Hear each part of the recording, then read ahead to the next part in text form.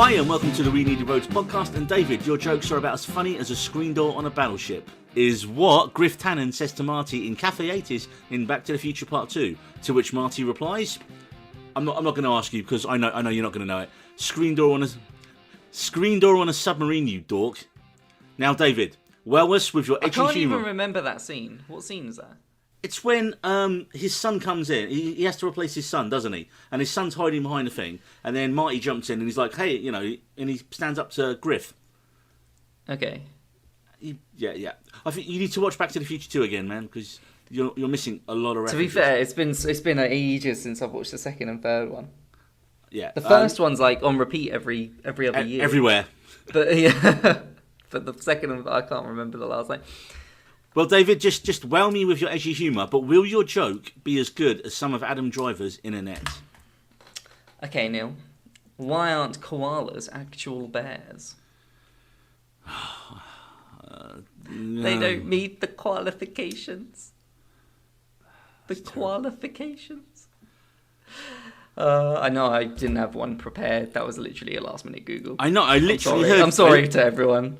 I literally heard the keyboard, you hit enter then as a page come up. It was literally like a quick scroll. Fuck, I need to find a joke. But David, so now, may we start? Oh, yeah, go on then. Are we going to start with that? No. Okay. I'm going to actually run down what's in this week's episode, because after the whole falling apart of that intro, whatever that was there, that we've just done. No, that was probably the least inspired intro we've done. That was pretty pants, I'm not going to lie. But we're going to keep it in, because we're professionals. And also, we don't have time.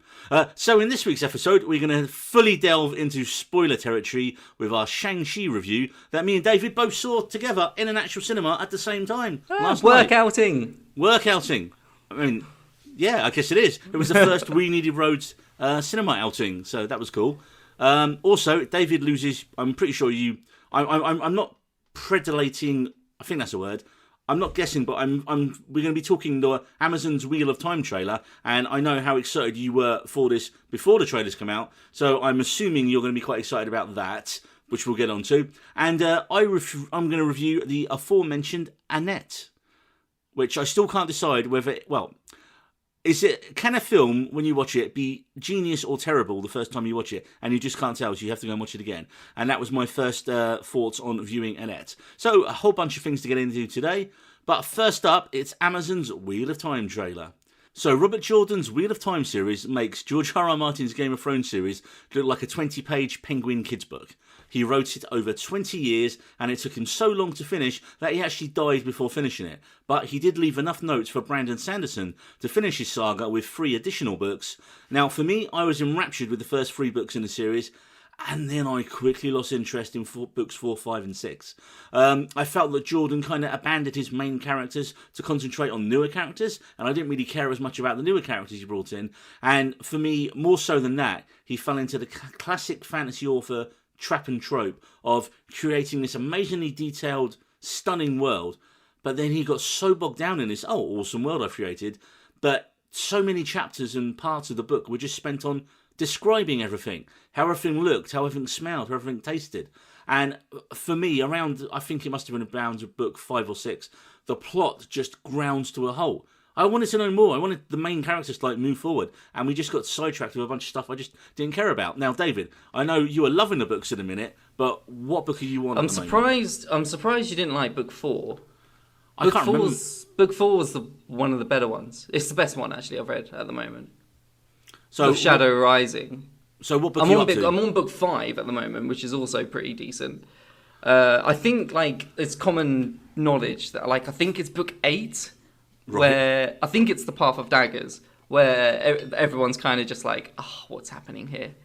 Or it might be Crossroads of Twilight, actually. I can't remember. It's one of those. It's around that 8-10 mark, where it becomes really difficult to read, and you've got to power through it. So in a good way, I checked out at the right time then, early.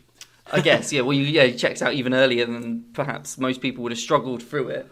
Oh, well, that's good then. Because that's where he does become obsessed with world building and very meticulous with all his small details. So you got that to look forward to then? Yeah, I know, yeah. But he's already like it, isn't he? He writes very nice prose though, which is quite which is good. But anyway, the trailer dropped. So, David, did you or did you not splooge yourself over this trailer? I did. No, I splooged myself. Yeah, a few times.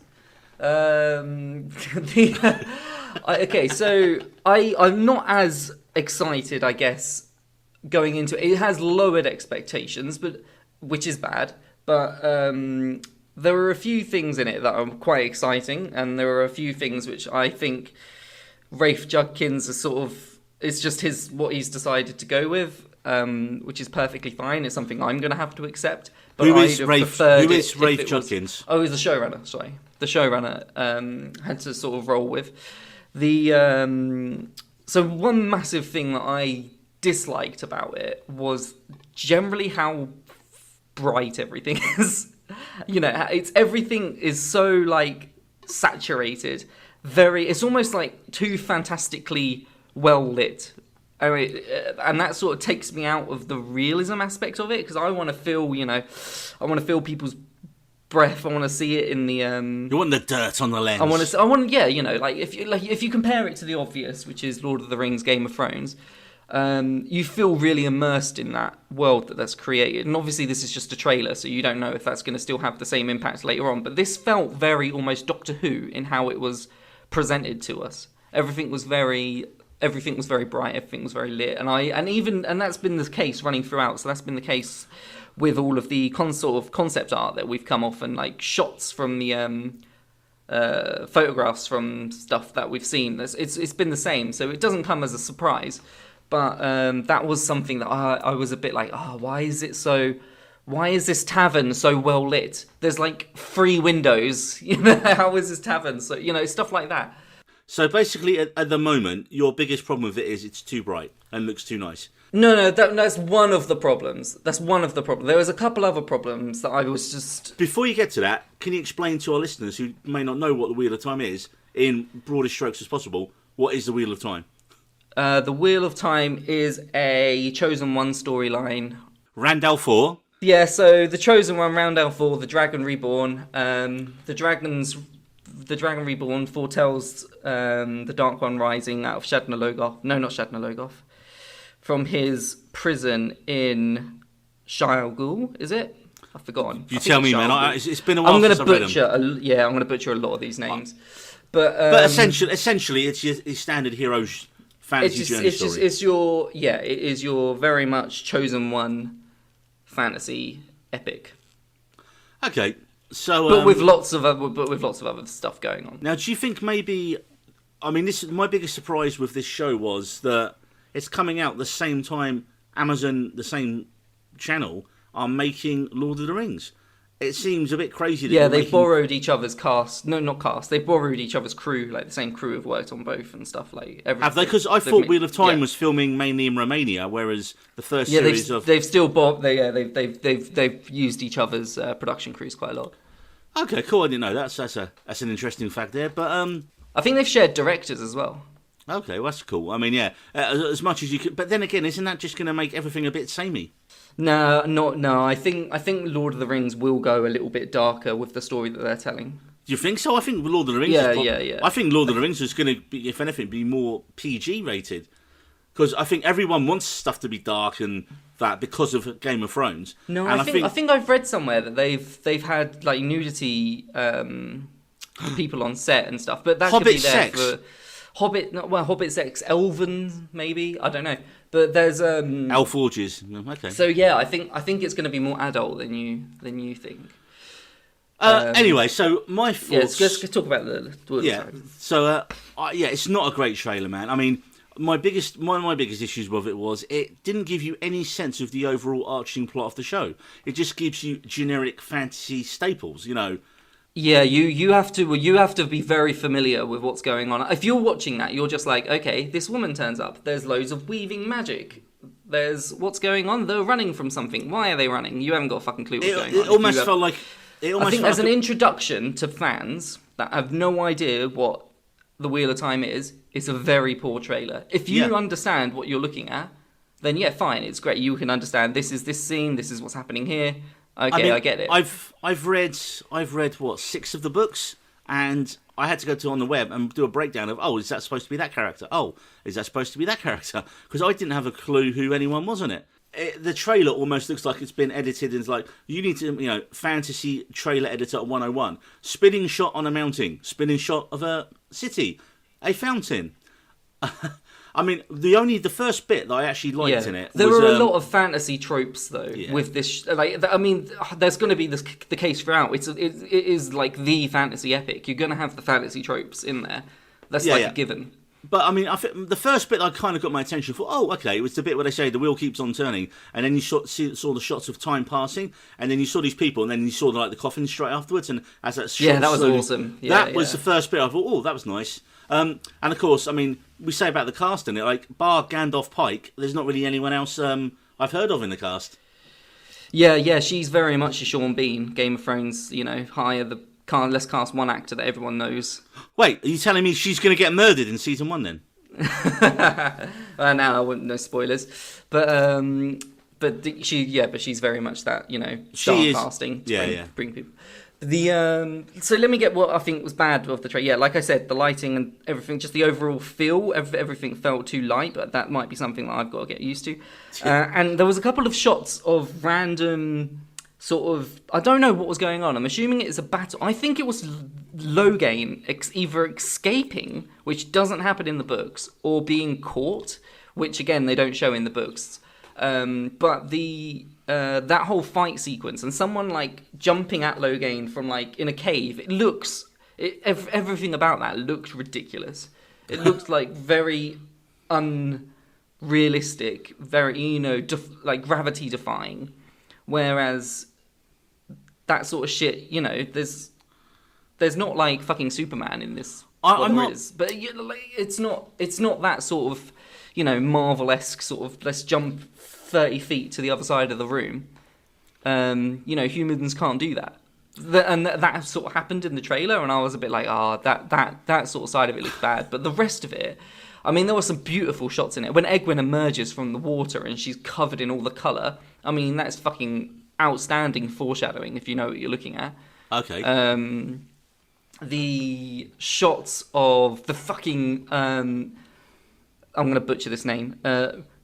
Mudral, the Fade, the Halfless, the eyeless man, that thing with teeth. The big scary creature, the Mudral, looked the Madras. Awesome. That was picture perfect. The trailer did get a little bit darker as it went on, didn't it? And not in actual brightness. It there was dark battle scenes, and it got a bit. I was like, and like you say, that thing with the teeth. Well, there are elements of the show that can be full on, could be a real horror. If they decide to go down that way, and they could create a really horrific. And coming back to what you actually said, where you thought Lord of the Rings might be a bit more adult in the thing, I think this would be the show that they could push that more, because it's. With that's books, another thing that I was kind of happy to see in the trailer, which was it looked like Rand and Egwene. Oh, there's fucking fantasy names. Anyway, they looked like they were having adult relationships. Which is not something that's produced in the books, so they or a phrase I don't think I've ever used in real life. So they've aged the characters from being that sort of But Game of Thrones did that as well. Late teens to the 20s, sort of so they're very much adults having adult relationships, having sexy time, which is great. It's lovely to see. Another thing I was really pleased with was the Logain. Looks like he's going to be a much bigger part of the story than he was in the books. I mean, I'm pretty sure the first book, Logain, is in Camlin, and then he's not. That's he's seen there. Well, amazing. Captured, and then he's not. But in this, he looks. He was in the trailer more. He was in the trailer more than Rand was. Well, Rand's our main character. Yeah, exactly. Right. Yeah, exactly. So this is one of my big issues with it. Right. Yeah, as the books go on, it becomes more of the Aes Sedai's story and all about I always get mixed up here because it's very similar again to Dune with its space witches, and these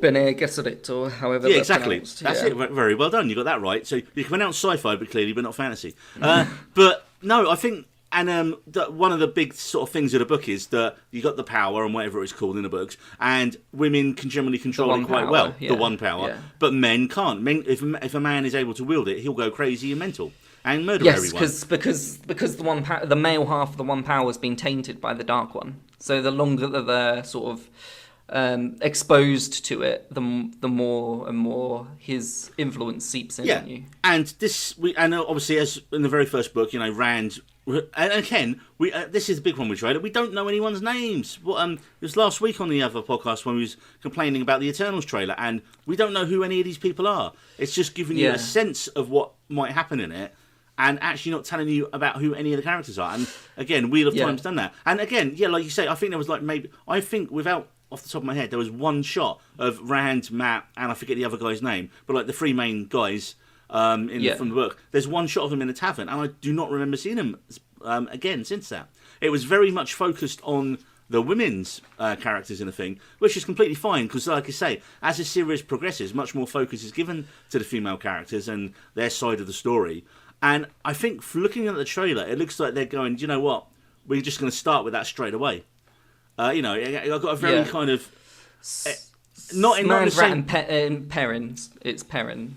Perrin, that's the other character, yeah. But I mean, I did get a very, did get that kind of feeling that if it's not handled well, you're going to get a very like men are bad, women good bit, from this show. Yes. And they need to get the balance right. That is kind of how it is. But it needs to be a lot more nuanced in the way they go about it. And like I say, the books were good, because I always wonder when I started reading them, and like you say, like as the books, when you get to like 4, 5, and 6, and again, it's quite a while since I read them, and the focus just shifted so much more to Egwene and Moran at that point, and I was like, oh, okay. And I wonder whether Jordan thought when he was writing it, okay, well, I want to get to this story, but no one's going to read a female fantasy story. And, this was 20 years ago when he first wrote this. 30 years ago, sorry, now, maybe, if not more. So I wonder if that was always his idea. Didn't it? Yeah, so I wonder if that was always his idea, but he started with the traditional thing and then got people hooked and then moved it to what he wanted it to be. So I haven't read ahead further, and you can just tell me, because I'm not going to go back to them, because I don't have enough time in my life to read the rest of the 15 books or whatever it is. But one other thing I noticed was the spinning logo and the music are very, very, very Game of Thrones, weren't they? I mean, I know it's a Wheel of Time and it's going to be spinning, but still. That transition from the lightning bolt into the logo was pretty sick. I think there was a lot. Moraine as a character, Rosamund Pike, her portrayal. I don't know. It's not what I saw in. What my you head. imagined? Okay. She's almost too serious and a little bit too. I don't know. I don't know. There's something there. I don't know what it is. We'll find out. We'll keep. Yeah, I mean, we're blatantly going to watch it. It's November. It's coming on Amazon, right? I do think that if there's anything that comes out of it, Barney Harris as Matt, the actor that's going to be playing Matt. All right. Matt's the fan favorite of the book. Is he like Samwise Gamgee? He's Samwise in the fact that Samwise, everyone prefers Sam to Frodo. Yeah. But he's not Sam. He's more like try and think who he's more like. He's more charismatic. He's more jokey. He's more.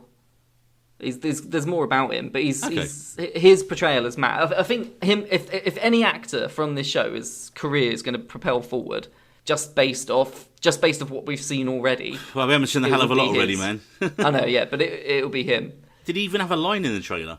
I don't think anyone really did, aside from Moraine and I think it was Tam. Okay, right. So there's a lot of names you're saying to me that I don't remember, so it shows you how this book hasn't really left that much of an imprint on me.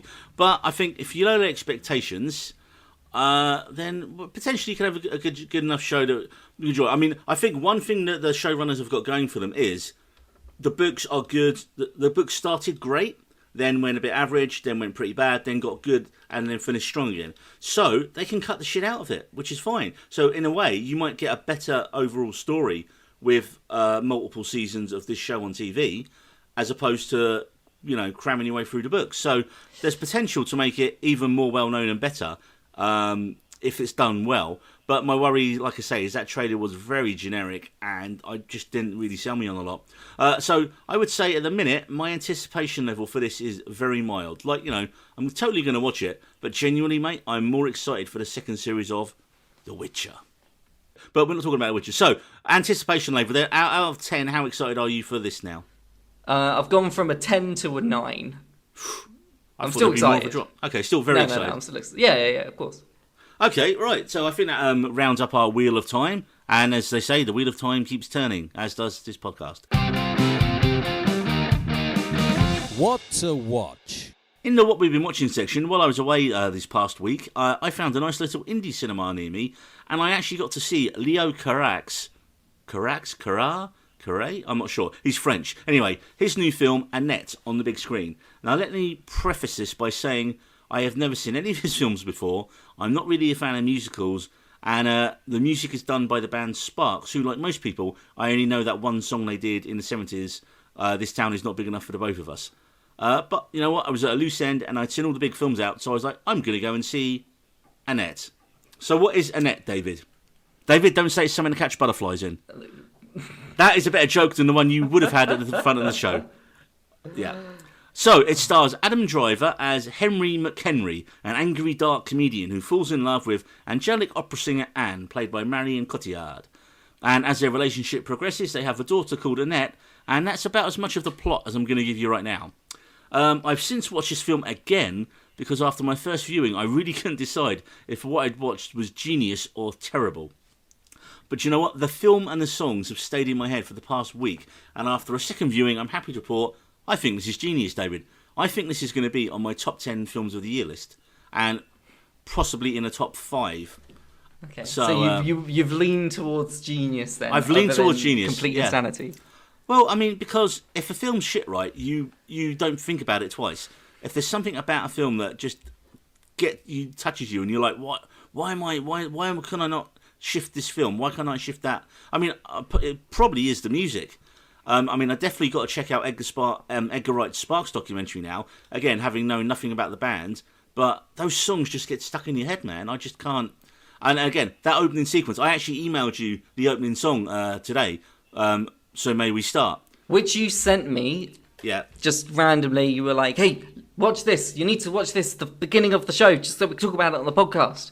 Beginning of the film. Watched it. And I watched it without any context towards anything whatsoever, and it's just a guy going, "So May We Start." So May We Start, and then that's basically the entire song, and then it ends. And you want me to get excited about it for some reason. Dude, that opening song, May We Start, right? Okay, so the reason that opening song, So May We Start, is so good. One, it's catchy. You said annoying, but catchy is the same thing, right? There's so many. To be fair, it was sort of in my head a little bit afterwards, but not in a good way. Yeah, give it a week, give it a couple of more days. Yeah, but it wasn't even performed that well. Is this a musical like you'd see like a proper like you watch? Are they professional singers? Les you mean? Mis, for instance. No, they are not professional singers. You don't have to be a professional singer. You know, Hugh Jackman wasn't a professional singer. I still enjoyed listening to him. He is, though, isn't he? He does arena tours, so yes, he is professional. All right, okay, hang on, let me think of somebody else. Was Anne Hathaway beforehand? I don't know.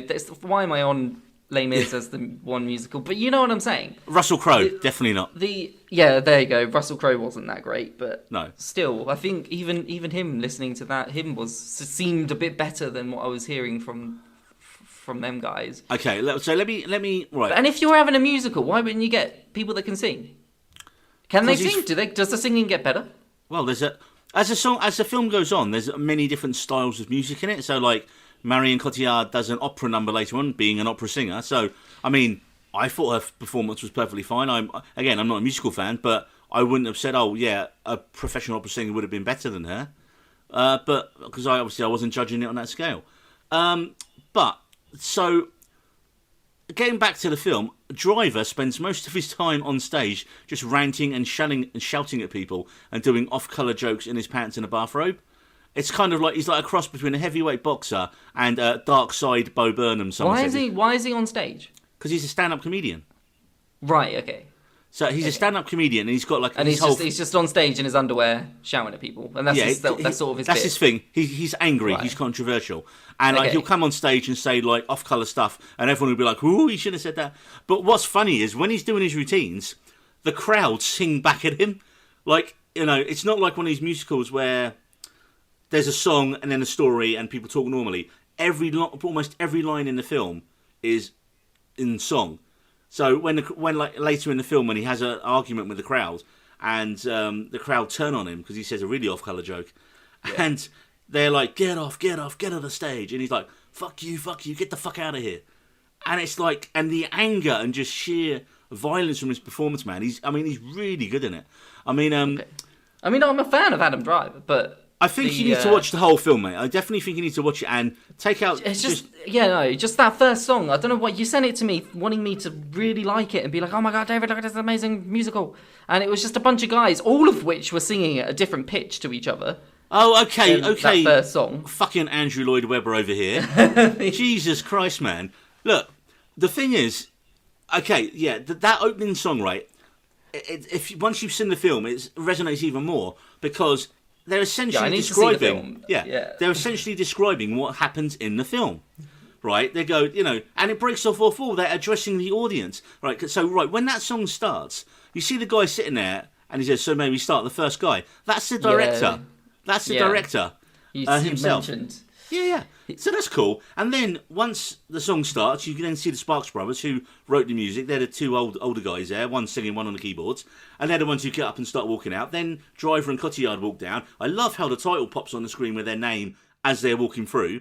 And it's just, mate, it's that tracking shot is awesome. That's like golden era Scorsese would be proud of that. As they leave the studio, follow everyone. And I know it's only like 3-4 minutes, so it's not like a epic time one. But it's just brilliant. And then like when Simon Helberg joins in as he's walking down the street.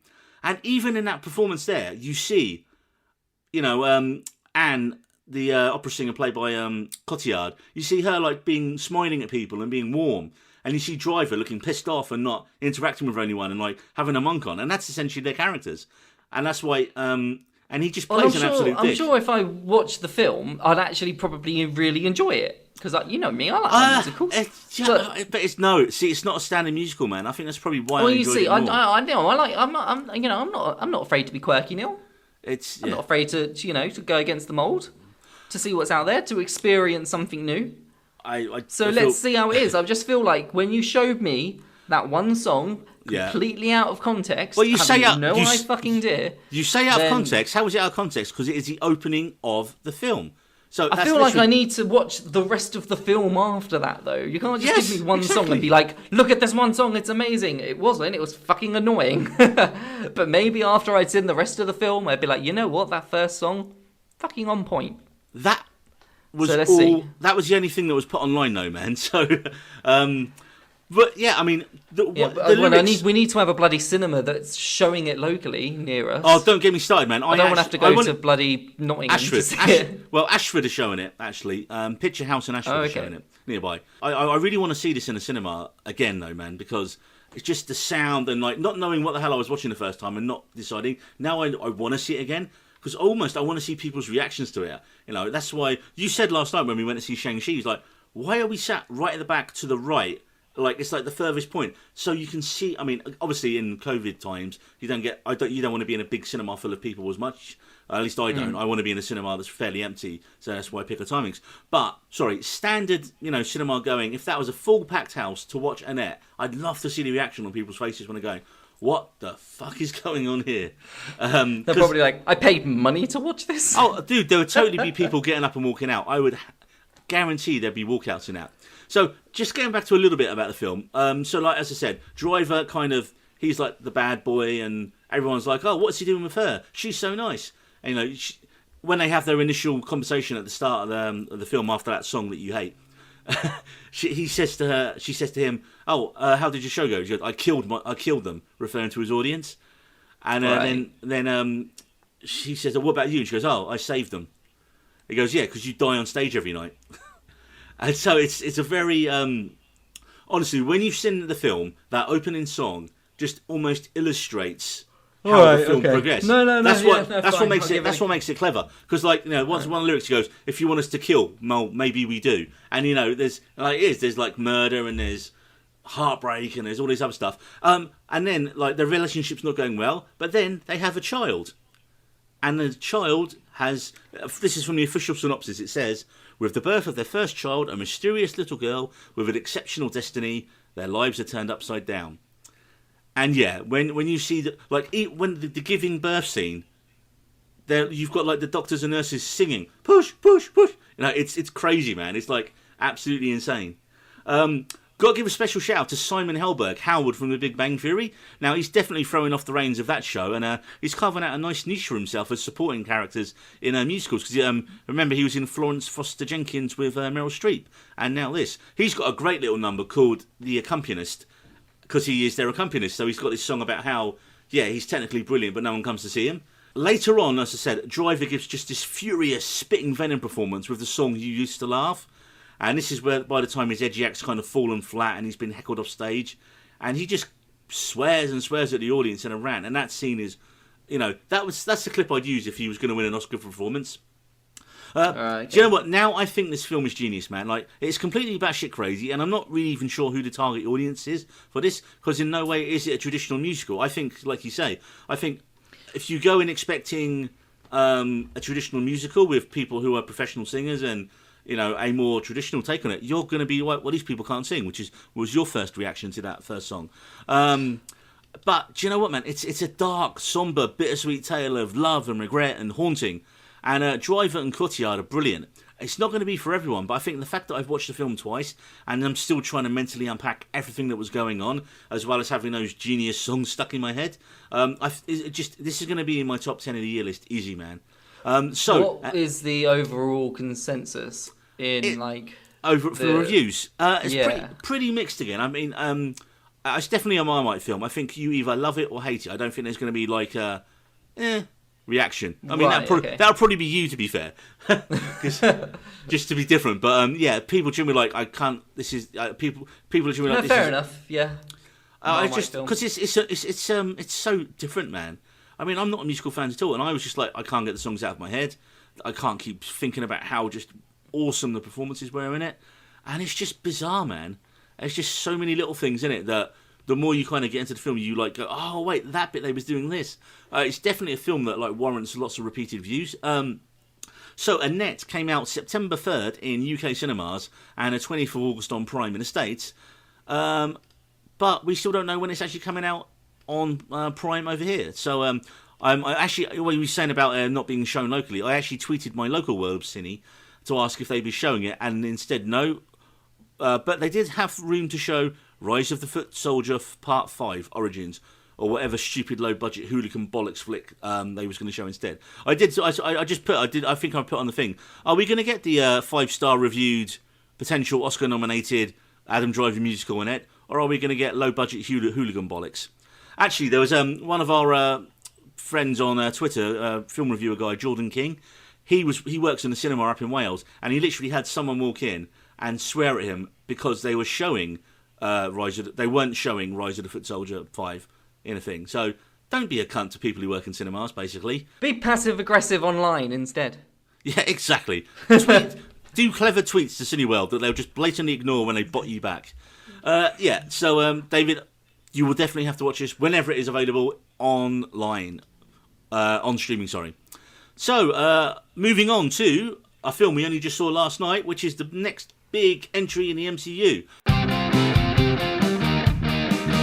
Friends, Romans, TV watchers, spoilers ahead. So, Shang-Chi, which is kind of Marvel's first big Asian adventure superhero film. And yeah, I really enjoyed it. I don't think it's top tier Marvel like I've seen some reviews, but for me, well, I'll tell you what my rating out of 10 is at the end. But first of all, David, what did you think? Yeah, I also enjoyed it. I think the fact that it was an origin story this far into Phase 4 was probably my biggest gripe. It's the film's fault. I think if the film came out, it's a new character. But if the film came out in sort of Phase 2, when there's also other origin stories happening. But I think if you have that coming out in between kind of like the Spider-Man film, which has got all the hype because of the whole multiverse aspect of where they're heading. It didn't progress the Marvel story at all. I think it did. I think it did. No, not even a little bit. If you could watch the next film, the next Marvel film with Shang-Chi in it, and still fully understand it. You don't have to watch this film. Well, like Captain Marvel. Yeah. Well, no. Which is a negative. It's still an enjoyable film. You should totally go out and watch it. But there is a negative. You don't have to have watched the film at all to have still enjoyed. Whereas with other films, if you didn't watch Captain America: Civil War, and then you went in and watched Age of Ultron, what was after Endgame. Civil War? Endgame. Yeah, Infinity War. You'd be like, okay, why aren't they talking? There's story elements in it that wouldn't make sense. Whereas Shang-Chi, all of a sudden, they didn't even fucking tell us what the rings were. Okay, well, but the film's called Legend of the Ten Rings. And they literally didn't explain that at all. You could full on not watch this movie and still watch the next one and still be totally fine. Which is both a benefit and a negative. Yeah, I disagree largely on a lot of that. So what do you disagree? Do you think that you have to watch this movie to understand what's going on in the larger world of Marvel?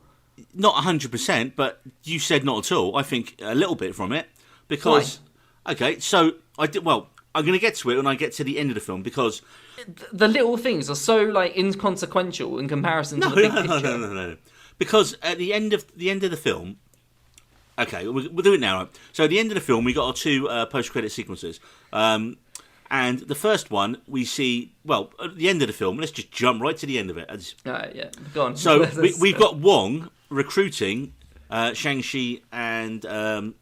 what's the girl's name? I've forgotten her name. Awkwafina's character. It is Katie. Katie. Right, so yeah, he recruits them. It's like, basically, by the way, your lives as you know them are over.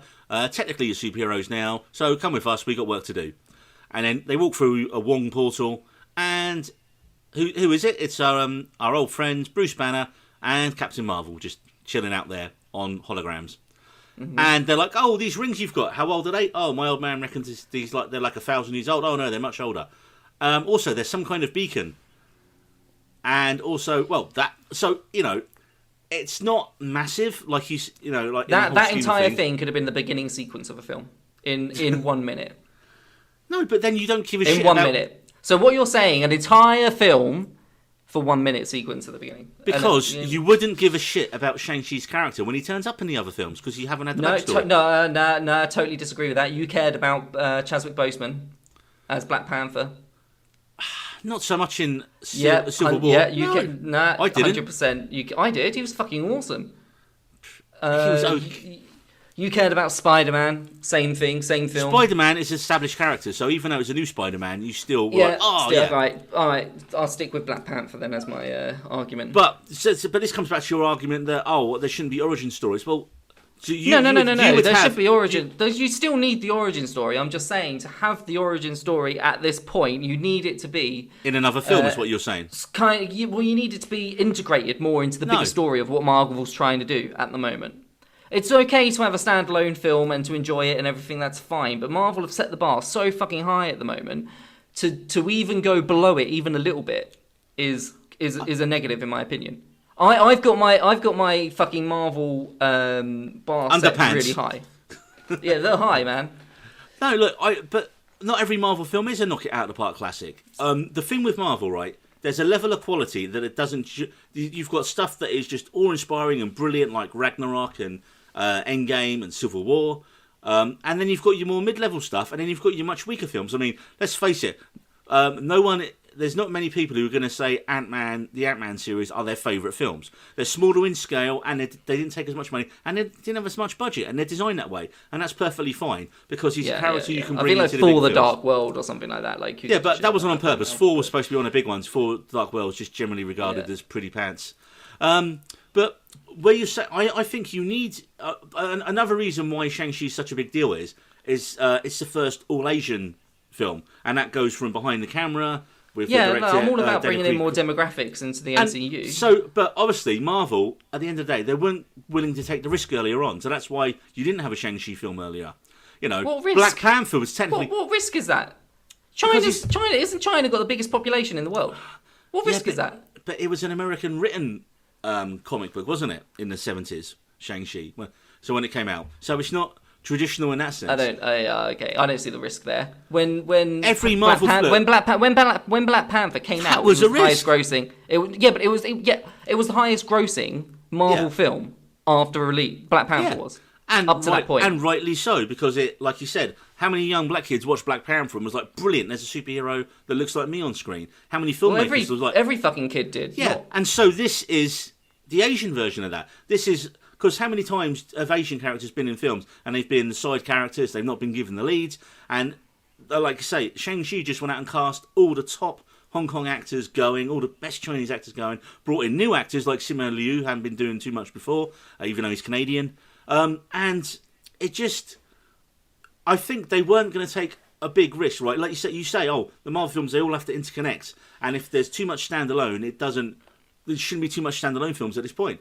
But they need to do that to give these characters their due. I mean, I thought the best thing in the whole film was Tony Leung as Wenwu, his dad.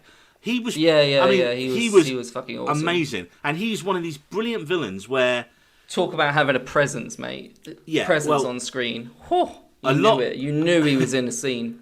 A lot of people online was like, if this is your first time discovering Tony Leung, go and watch everything he's done, because he's been one of the best actors in the world for like, his whole career. So, yes, if anyone wants to give us Tony Leung recommendations, please drop them on our Twitter at Needed Road, and I will definitely get on that, because, yeah, dude was absolutely amazing. He fucking owned the scene when he was in it. But it's just such a good story. He He just stand there, and you felt his presence in that film. I'll give it, like, it was fucking Killmonger level baddie. You know, it wasn't just bad for bad.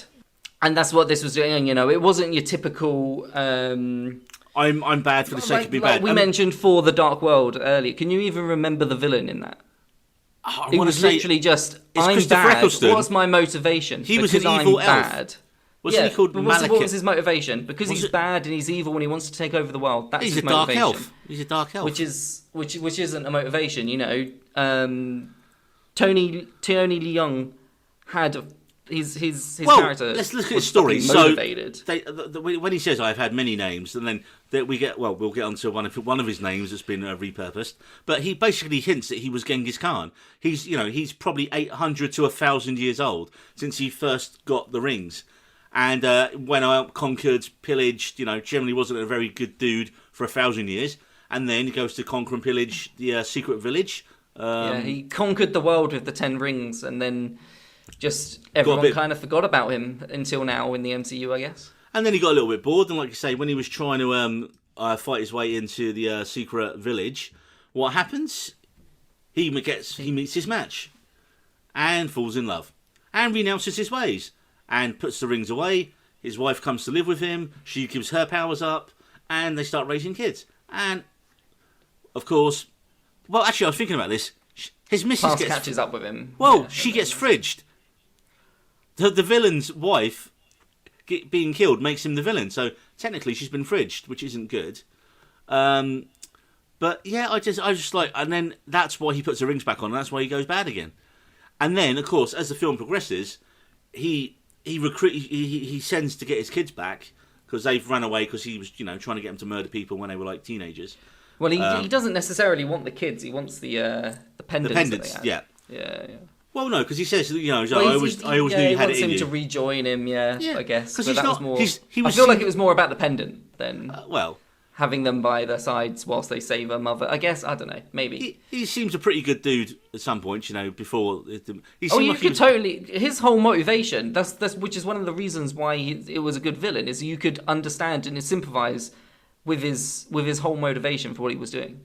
Even though you knew, as the audience, it's wrong, but you can understand it because everyone's felt that level of grief and they want to essentially, save their loved ones from eternal torture, which is what he thought she was going through. Yeah, I mean, I think we haven't really mentioned Simu Liu's performance as Shang-Chi yet, and I thought he was a little bit geeky, and he was a little bit. I mean, action-wise, dude was amazing. Like you Oh, can't. it's fucking awesome. that bus scene. Yeah. Oh. I think if you're an action film coming out now, you've got a hell of a lot to beat, and that was just amazing.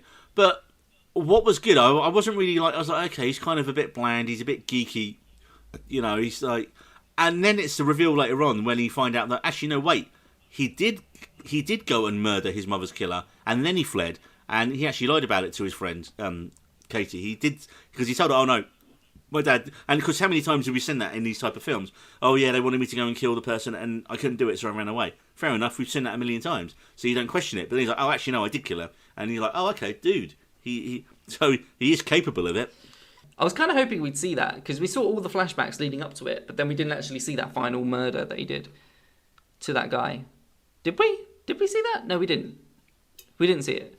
Yeah, No, definitely not. That would have been a nice thing to include. To see that moment of I've done this thing. Aquafina's character it's really good. More than just more than just your comedy relief, which is great as to see in a film. You don't want your just pure comedy relief character. She wasn't the love interest either. They were just friends, and it stayed that way. Fuck! Oh my god! They didn't Jungle Cruise it.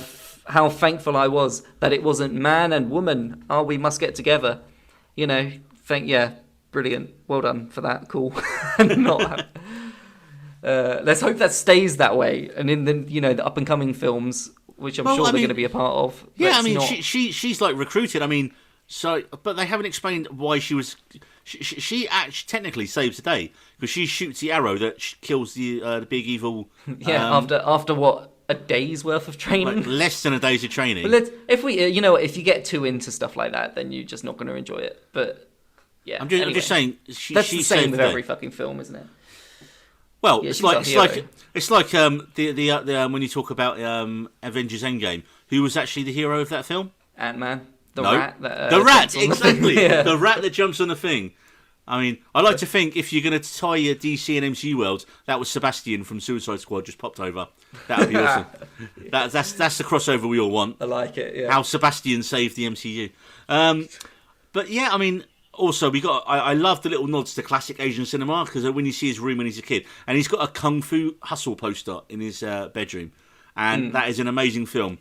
One of my mates is Chinese. There's probably loads of more niche ones that we didn't even notice as well because they're in Chinese, cultured into it as well. Yeah, and but yeah, like Kung Fu Hustle, man. If you haven't heard of him, there's probably one of the top sort of action comedian guys in Hong Kong. Was for years was a guy called Stephen Chow.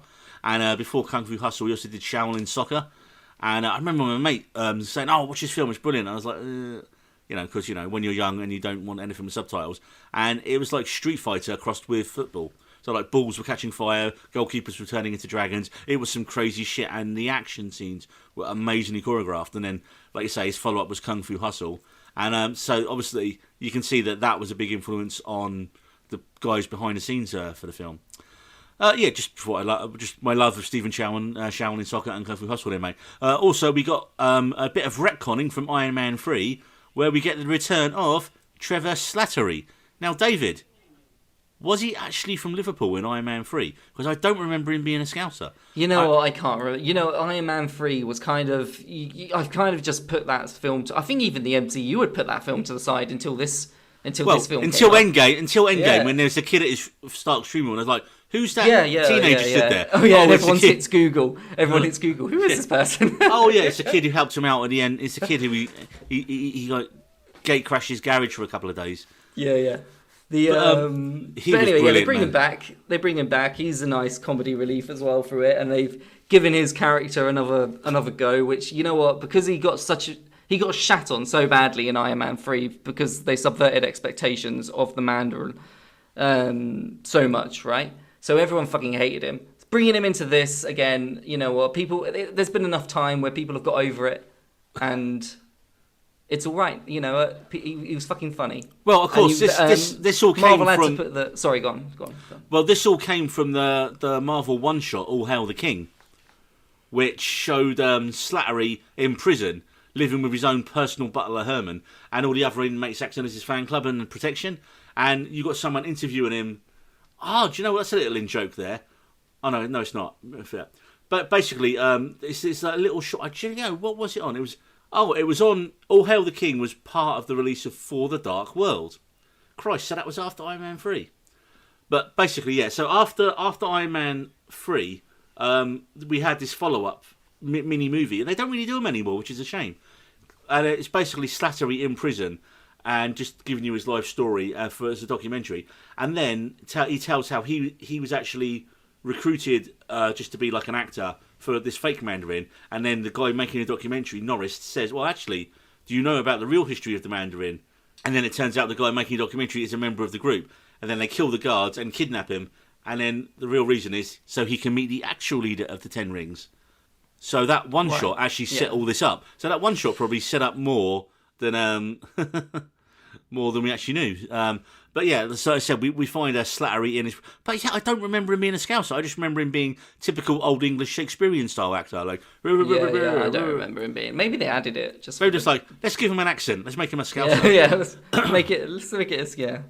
And then he's trying to teach the villagers how to play football. No, that's offside. It was funny. The cute little merchandising opportunity as well that they Morris threw in there was pretty. Yeah, Morris pretty the chicken adorable. pig. Yeah, Marvel do like their merchandise, don't they? They I mean, there's going to be. I bet you the teddies are already on store in like Disney. I don't World. honestly think that's going to sell that much, man. It was cute. It was cute. It didn't have a face. It's a toy without a face. But it was still cute. It was like more of a pillow. You use it as a pillow. Oh. I'd buy it. You buy anything? But then again, I'm a sucker for shit like that. Didn't you buy a sword recently? I bought a dagger recently to go with my flail. I do have 2 swords. I need to buy some more. And now you want a chicken pig pillow. It was with wings. Oh wow! Well, yeah, that's... Actually, like, chickens have wings. Okay. Oh my god. It was there was another thing that but yeah, your classic Marvel merchandising opportunity there going on, and the one thing that did annoy me with the film was the whole BMW adverts. There were like 3 BMW adverts in the film. I remember you saying like the start of the film, you was like, "Is this just going to be like Fast and the Furious?" No, yeah, it was really bad. Just the BMW, like, you know what? There was that entire segment. I feel like they even wrote the fact that they were, car valets, just so they could put the BMW advert in there for like a minute, or however long the screen time was. It wasn't actually that long. It was only about 10 seconds probably. But that whole car fight though, there was one segment in it which was an entire car fight, and that was one big fucking BMW advert right there. Everything about it was, yeah, it was them just fighting in BMWs for must have been about 5-10 minutes. That was annoying. And then there was another BMW advert where they were going through the forest. I'd like to know how much money they actually get from BMW to do it. You got to throw in them advertisements somewhere. If you look past that, then yeah, I mean, that shit at this point it does annoy me. Like in Age of Ultron, where they go on the Audi advert halfway through the battle sequence. So you are absolutely, you know what I mean? Yeah. So you are absolutely gonna shit a brick and completely hate the new James Bond film then, because it's just all product placement, right? Oh, pretty much, yeah. But with Bond, for 3 hours, Bond's written in so much better than the whole fucking gadget car. It's all a part of the Bond lore and love of it. That's why it's all a part of it with James Bond. Whereas with Marvel, it's very much, who's paid us the money? Is it Audi? No, BMW. You've given us more. Oh, okay. Oh, you're so cynical, David. You're so cynical. Honestly, I guess did not care. It's the same with James Bond. But I don't care about. It's written into it. I don't. Unless product placement is. I mean, to me, it's really not that obvious. Like, it did not bother me in a slightest. Oh, the cars are so obvious. Yeah, the cars. Do you remember the Age of Ultron one? Where Hawkeye because I was enjoying the film and not being fussed about. It's fucking annoyed me so much. Where Hawkeye and I think it's Black Widow literally just driving through. They find a brand new Audi or whatever car it was somewhere in the middle of the fucking. Well, we're definitely not getting the Audi sponsorship if you got the car wrong. Is it Sokovia and just? Yeah. You remembered the fake country, but not the make of car. Brilliant. Yeah, and you know what? As that's floating about to be blown up or whatever. They find and let's bring it back to Shang-Chi and not your hate of product placement, because the best product placement part of all time is in Wayne's World when they sit there from head to toe in night gear saying, like, we hate it when people sell out, man, we just can't be bought. But some of it's done like beautifully. Like it's done smart, and it's done where it fits into the story perfectly. Oh my god, I don't care. Whereas some of the stuff I don't in that care. was just like, oh my god. Stop it. Right, here's The one bus thing. at one point runs over a brand new BMW that we're just showing off as well. God. Like, anyway. Get off the cars. BMWs are very. This is not the we needed. This is not the we needed BMW. Hey, it's called sponsorship. the We Needed Roads. I think Oh my people God, would that's- expect us to talk about cars at some No, point. it clearly says in our bio this is not a show about roads or roads in films. Oh my god! Right, Nothing here's about one cars, thing. though.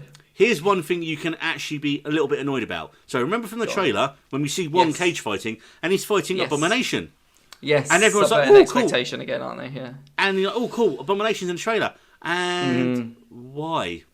Because Yeah, they do yeah. nothing with it. And Yeah, wasn't yeah. Abomination a villain? What you see in the trailer is pretty much all you get in the film. Well, you get to see him knocked on his arse and dragged out as well. You get like 2 extra scenes. But Like, then you do see him go off with Wong, so apparently, like... maybe he's- he'll be back and we might see him again. I don't know. Teasing it for later, but subverted expectation there, which is annoying. But to use wrestling terminology, when did he turn face? Because he was a villain. So, like, Wong's a good guy, so... Maybe that was the moment where they, you know... No, "Oh, this because guy he'd been beat me training 'cause he him. knocked me out. Because he says to him afterwards, no, look, I keep telling you, you got to, like, learn to do something with your punches or something like that. So they're clearly, like, mates. Yeah. What they this had a film bit- they did had a right, though... pre-existing relationship. This film gave Wong his due. Wong was badass in this, man. Wong was awesome. Because in Doctor Strange and the other things, he's just flunky magic guy, you know, to the other guys. You know, he's the guy to the left of the Doctor Strange doing his, like, magic circles. And here, he's like, hey, I'm Wong. I, you know, kick ass. I go to illegal Macau pit fighting and beat up, like, he giant seemed things. awesome. And then he's Yeah. like the guy at the end who's... He's essentially in the Nick Fury role at the end, isn't he? He's like, hey, come with me. I'm gonna mess your lives up, but now you're gonna be superheroes. And so I was like, I was definitely. like, yeah, man. Like Wong is just awesome, man. So, like, there's a great meme online of from the Spider-Man trailer. We know see Wong walking through the into from the frozen Bleecker Street house. With his thing going through a portal somewhere else, and there's loads of different memes online with like Wong just saying stuff. He goes, "These are facts from Wong. Wong will return next week with more facts." I was like, I would watch that show. Like Wong just popping in at the end of every show and saying, and that would improve every show, to be fair. And again, just a little bit on Wenwu, because he's actually manipulated by the Dweller in the Darkness, and of course, even though he's the villain, he's not all bad because he does sacrifice himself to save Shang at the end of the film. End of the film does become a bit of a CGI fest, and the dragon at the end, it does look exactly like Volkar from the Neverending Story. So that took me out of it a bit, man. I was like, this is like, and it didn't look great, did Chinese, it's the Chinese dragon, isn't it? It's, Well, you know. clearly they've done the work, but all I could think of was them on its neck. This is Neverending Story, and you know, if you want gritty dragon action, Game of Thrones done it better, and on a TV budget, man. So like, I wasn't that impressed by this actually. At the It end. was one thing. Yeah, the CGI was pretty good in most cases. I think there were some elements, there's some bits in it during the bus scene. I know we've talked up the action stuff of the bus scene, but there were some bits in that where you could sort of see, it, you know, where you're taken out of it a little bit because you can see the CGI. Well, I mean, my biggest sort of, again, when you've got these, they praise so much about the martial arts work in this film, and this is again because it's an action film and it's a big studio Marvel thing. You got that style of cutting and that, but I would rather you just leave it raid style. You know, do long takes where you get to see the actor just be absolutely awesome. You know, like what was it? Be badass. In Daredevil, the Daredevil TV show, when there's an uninterrupted take of Murdoch fighting his way through the thing, through the corridor. And it's the awesome. camera just stays, and they could have done something cool here to show off. I mean, you know, you've read so much online about the training and the workouts and the stunt guys and how good Simu Liu was and why he was cast because of his skill. So let us see it. Don't keep cutting on it, because by cutting on it, you're not giving due to the performer. You know, I know it's a style that we expect to see in films, like you cut on the beat, you cut on the action, you know, like say we're editors. But when you've got talent that good, at least give them one fight scene where you can show off how amazing they are and show that the work. Yeah, I think that was the bus scene, wasn't it? Really, I mean, I realised that was cut a lot, but It brings me back actually to a story from X-Men Apocalypse, which is an objectively terrible film. And Olivia Munn was cast as Cyclops in it. And I remember she was posting all these pictures and workout videos and all this crazy stuff, and like, I've got in good shape for this and all this sort of stuff. And then you're watching the film, and her scene was so cut to pieces. And like, what was the point? You could have just like faked the whole thing. Like, there was literally no point in you training for 6 months and doing that for like having more than 2-3 seconds of a minute's worth of screen time out of all the things. Yeah, no, I understand. Yeah, I get what you're saying. The one thing that they could have maybe improved upon with this as well was the side villains. I felt, I don't know, what did you think of that bloke? The Razor Fist was his character name. You'll know exactly who I'm on about when I say Razor Fist. The bloke that had a razor for a fist. The only guy who wasn't Asian. the non-Asian bad guy. Yeah. And Death Dealer as well, which was the bloke with the mask. Oh, okay. That was his name? Yeah, apparently. Yeah. So you see what I mean? So They weren't very sketched out at all. And then Romanian one-armed dude just like changes sides like that at the end. He's like, immediately. Sees someone get their soul sucked out, and he's like, "Yep, okay, we should work together." I mean, I know it's done as a joke beat, and it was got a wry smile, not like a belly aching laugh for me. But David, I am just looking at, and you will not believe this. Talk about breaking news.